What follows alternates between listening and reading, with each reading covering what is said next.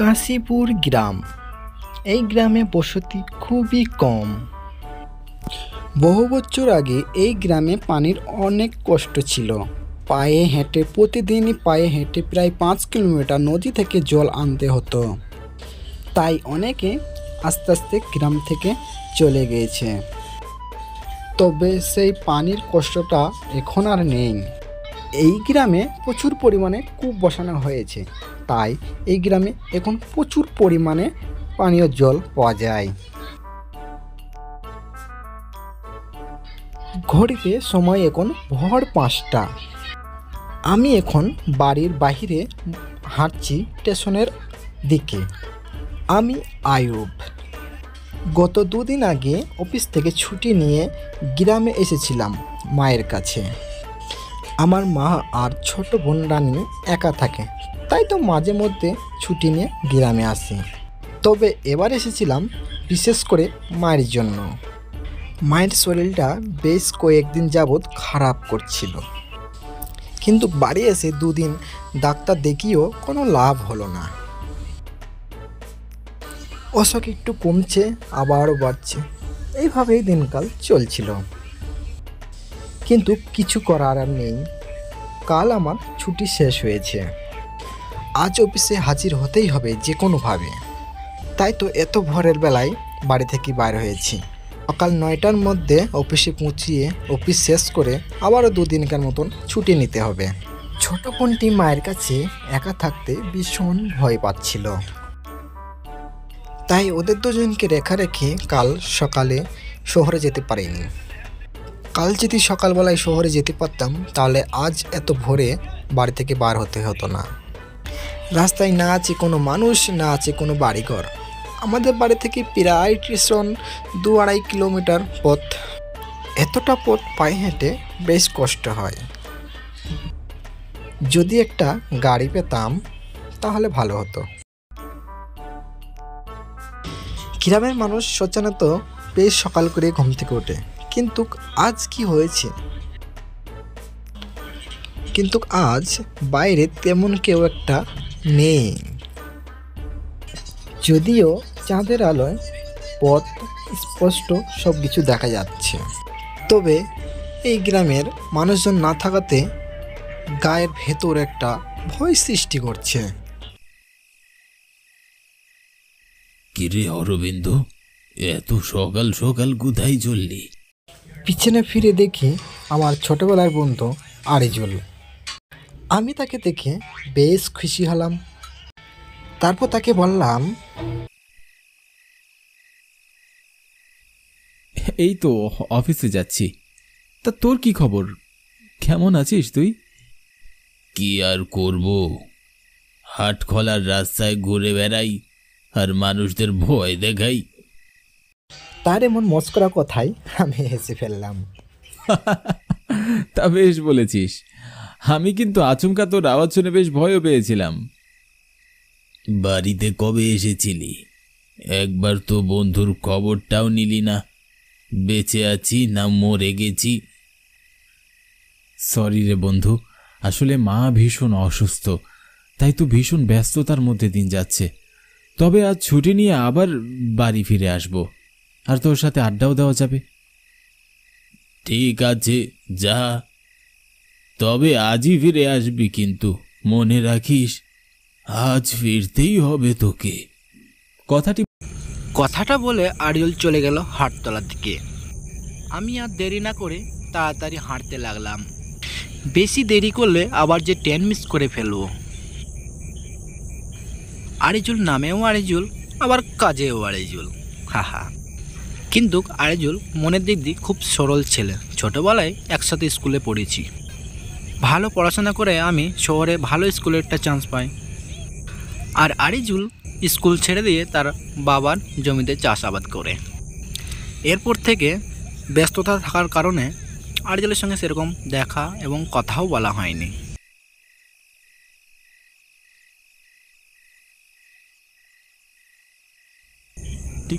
Ticket মাস্টারের কাছ থেকে টিকিট সংগ্রহ করে বেঞ্চে গিয়ে বসলাম।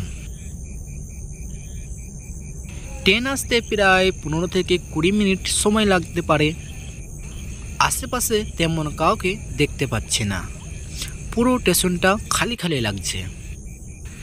টিকিট মাস্টার ছাড়া আর কেউ নেই। কেউ থাকবেই বা কেন?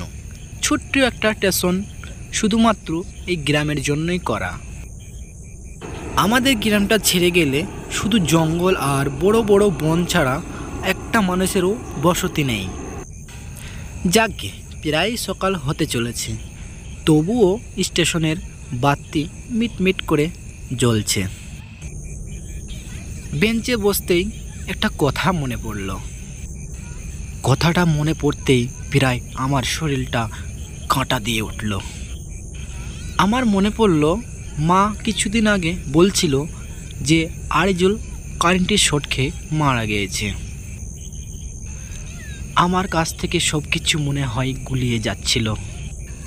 যদি মরে গিয়ে থাকে তাহলে আমি কার সাথে কথা বললাম? না না, আমার একটু ভুল হয়নি। আমি তো আরিজুলের সাথেই কথা বললাম। না না, আমি আরিজুলের সাথেই কথা বলেছি। মনে হয় মাই ভুল শুনেছে। না, মা এমনটা ভুল কি করে করতে পারে, যেখানে মা আরিজুলকে ভালোভাবেই চিনে? আমি ভাবতে ভাবতেই হরেন মেরে স্টেশনে ট্রেন ঢুকে পড়ল। ট্রেনটি ঢুকে পড়ল।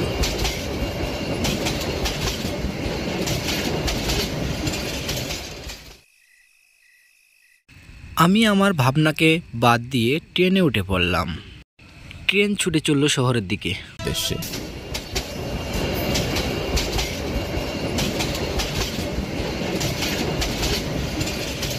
সারাদিন অফিসে কাজ করে আবারও দুদিন ছুটি নিয়ে বিকেল 5টার দিকে আমি বাড়ির জন্য রওনা হলাম। রিক্সা করে স্টেশনে পৌঁছাতে আমার প্রায় 30 মিনিট সময় লাগলো।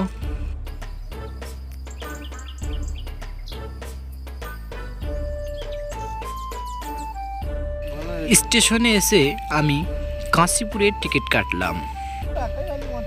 আবারও বেঞ্চে বসে ট্রেনের জন্য অপেক্ষা করতে লাগলাম।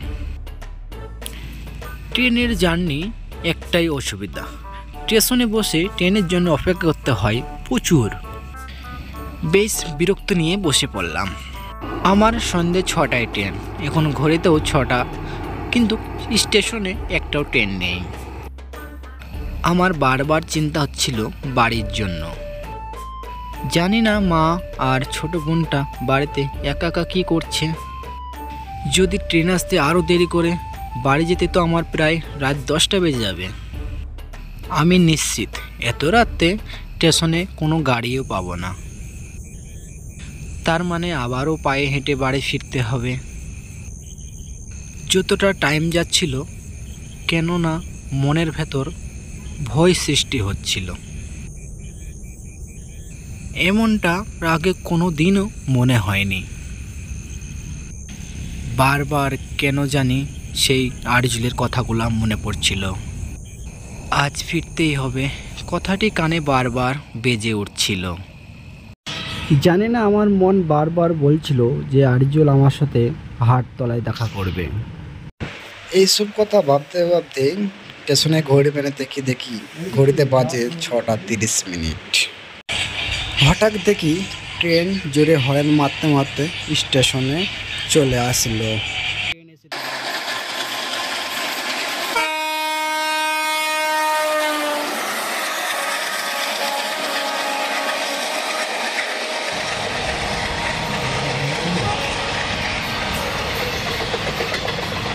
এবং আমি ট্রেন থেকে নেমে পড়লাম। ট্রেন থেকে নেমে স্টেশনে এদিকে ওদিকে তাকাতে তাকাতে আমি বাড়ির দিকে হাঁটতে শুরু করলাম। মনের মধ্যে এক অজানা ভয় তেড়ে বেড়াচ্ছে। আওয়াজটি শুনে বুঝতে পারলাম এটি গরুর গলার ঘন্টার আওয়াজ। আমি পিছনে ফিরে দেখলাম, যা ভেবেছিলাম তাই, একটি গরুর গাড়ি আমার দিকে এগিয়ে আসছে। আমি সাইডে দাঁড়িয়ে রইলাম গাড়িটায় ওঠার জন্য। গাড়িটি আমার কাছে এগোতেই বুঝতে পারলাম গাড়িতে আরো দুজন বসে আছে, কিন্তু সবগুলো মানুষের চেহারা কেমন যেন ফ্যাকাশে লাগছে। আর সবাই অদ্ভুত দৃষ্টিতে এক নজরে সামনের দিকে তাকিয়ে আছে। তবে যাই হোক, আমি গাড়িতে তো উঠবই, কেননা এতটা পথ হেঁটে যাবার মতো আমার আর শক্তি নেই। গাড়িটা আমাকে ছাড়িয়ে যাবে এমন সময় আমি গাড়িটা থামানোর জন্য ডাকলাম, এই যে দাদা, আমাকে একটু বাড়ি পৌঁছে দেবেন, তার গাড়িতে নিয়ে চলুন না। আমার কথা শুনে গাড়িটি থামলো, কিন্তু কেউ আমার দিকে একবারও তাকালো না বা কথারও কোনো উত্তর দিল না। ভিতরে কেমন যেন খচখচ করছিল। তবুও হাঁটার ভয়ে গাড়িতে উঠতে যাব এমন সময় পেছন থেকে কেউ একজন আমার হাতটি টেনে ধরলো। আমি পিছনে ফিরে দেখি আরিজুল। আরিজুল আমাকে বলল, জানিস না এটা তোর জন্য নয়, এটা মরণ গাড়ি। এই গাড়িতে কেউ বসলে সে আর নামতে পারে না। অরবিন্দু, তুই যাস না ও গাড়িতে।